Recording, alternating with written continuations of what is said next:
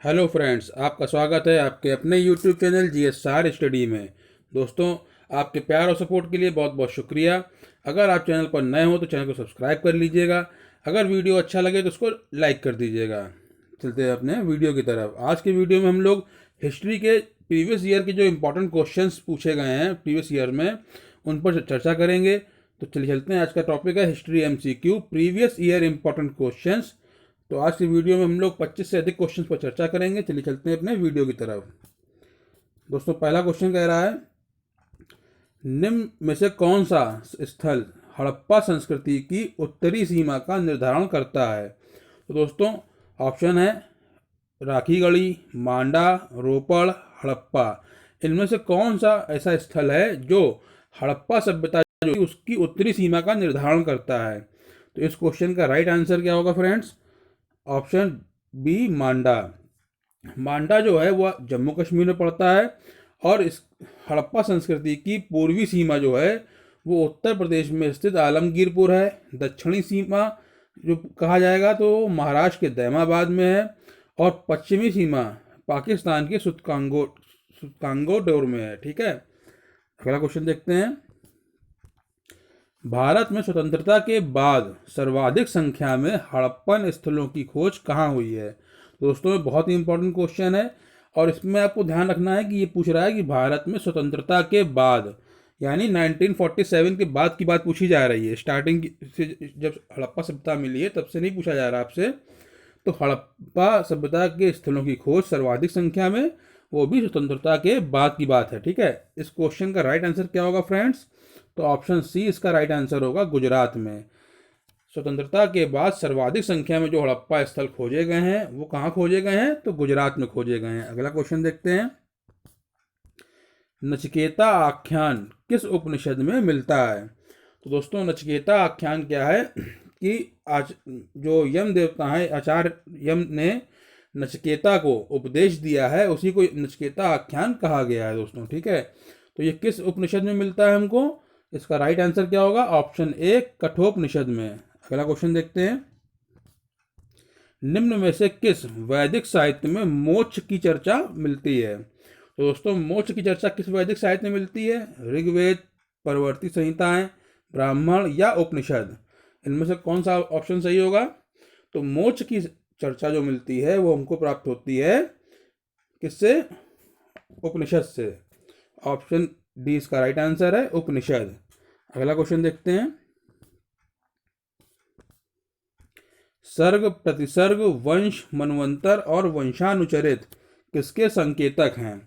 तो दोस्तों, इसका राइट आंसर क्या होगा? सर्ग, प्रतिसर्ग, वंश, मनवंतर और वंशानुचरित ये संकेतक हैं पुराण के। ऑप्शन डी इसका राइट आंसर है, एकदम पुराण।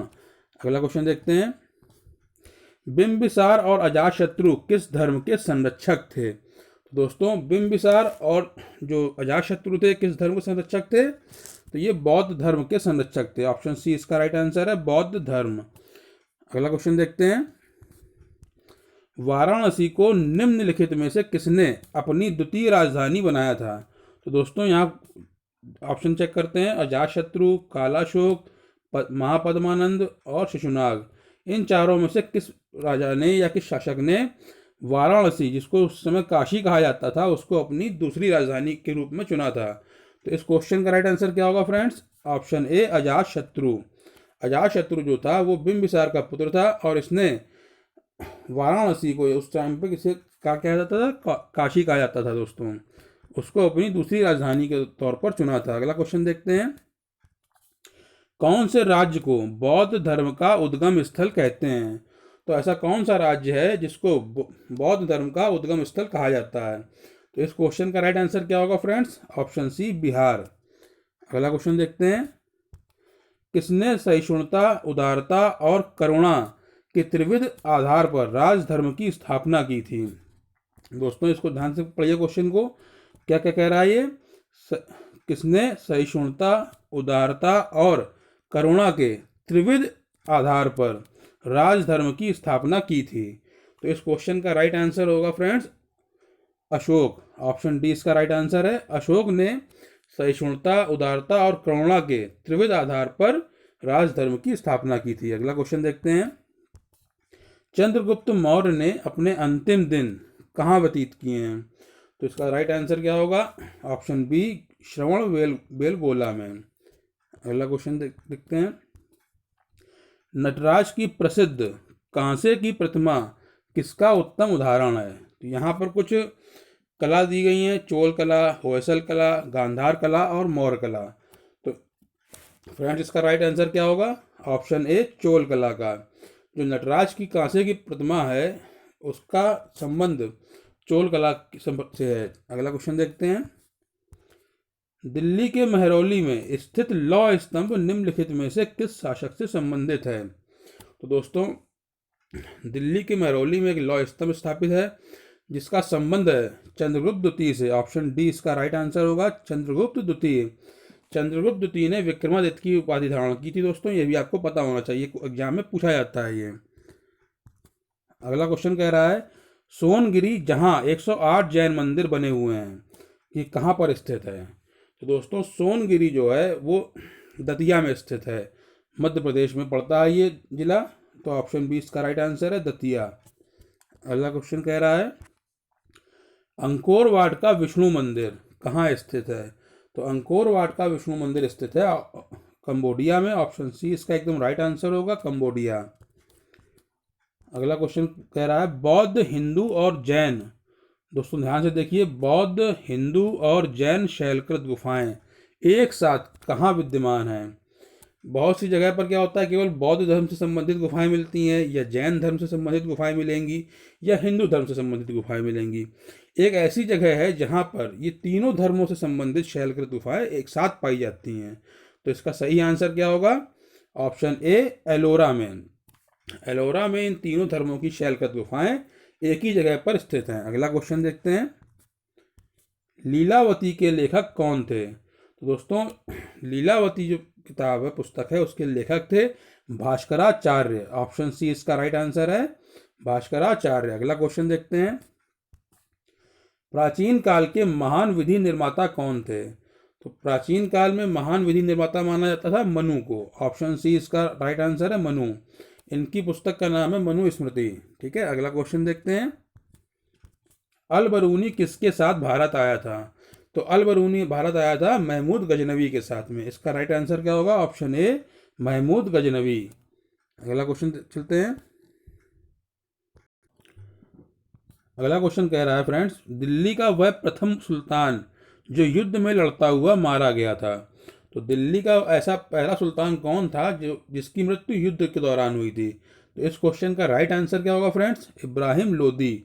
ऑप्शन सी इसका राइट आंसर है, इब्राहिम लोदी की मृत्यु युद्ध के दौरान हुई थी। अगला क्वेश्चन देखते हैं, गुलाम का गुलाम, ये टर्म देखिएगा दोस्तों, गुलाम का गुलाम किसे कहा गया था? तो इसका राइट आंसर क्या होगा? इल्तुतमिश को। ऑप्शन ए इसका राइट आंसर है, इल्तुतमिश को गुलाम का गुलाम कहा गया था। अगला क्वेश्चन देखते हैं, वह मध्यकालीन शासक कौन है जिसने सार्वजनिक वितरण प्रणाली प्रारंभ की थी? तो दोस्तों, वह मध्यकालीन शासक जिसने सार्वजनिक वितरण प्रणाली प्रारंभ की थी। ठीक है, आज की डेट में उसको क्या कहते हैं? PDS, यानी पब्लिक डिस्ट्रीब्यूशन सर्विसेज। तो उस टाइम पर मध्यकालीन इतिहास के समय में सार्वजनिक वितरण प्रणाली प्रारंभ करने वाला जो शासक था वो कौन था? अलाउद्दीन खिलजी। ऑप्शन डी इसका राइट आंसर है, अलाउद्दीन खिलजी। दोस्तों, अगर आपको वीडियो अच्छा लग रहा हो तो इसको लाइक जरूर कर दीजिएगा, आगे शेयर कर दीजिएगा। अगर आप चैनल पर नए हो तो इसको सब्सक्राइब कर लीजिए चैनल को हमारे। तो अगला क्वेश्चन देखते हैं इसी के साथ, किसने कहा था हुनूज दिल्ली दूरस्थ? हुनूज दिल्ली दूरस्थ का अर्थ क्या है? अभी दिल्ली दूर है। तो ये जो शब्द हैं ये किसके द्वारा कहे गए हैं? तो इसका राइट आंसर है फ्रेंड्स, ऑप्शन बी, निजामुद्दीन औलिया। अगला क्वेश्चन देखते हैं, किसके शासन में गुरु नानक देव ने सिख धर्म की स्थापना की थी? तो दोस्तों, इसका राइट आंसर है सिकंदर लोदी। ऑप्शन बी एकदम राइट आंसर होगा, सिकंदर लोदी के शासनकाल में गुरु नानक देव ने सिख धर्म की स्थापना की थी। अगला क्वेश्चन देखते हैं, प्रसिद्ध संगीतकार तानसेन का मकबरा कहाँ स्थित है? दोस्तों, ये एग्जाम में बहुत पूछा जाने वाला क्वेश्चन है, तानसेन का मकबरा कहाँ स्थित है? तो इसका राइट आंसर क्या होगा? ग्वालियर।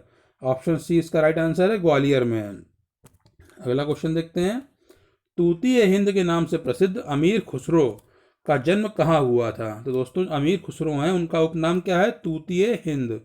ठीक है, और इनका जो जन्म स्थान है वो कहाँ पर है? पटियाली नामक गांव है। ऑप्शन ए इसका राइट आंसर है।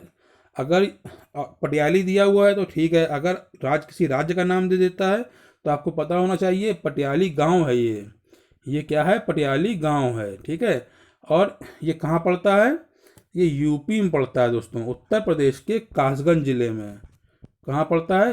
कासगंज जिले में पड़ता है दोस्तों। ठीक है, उत्तर प्रदेश राज्य के कासगंज जिले के अंतर्गत पड़ता है पटियाली गांव।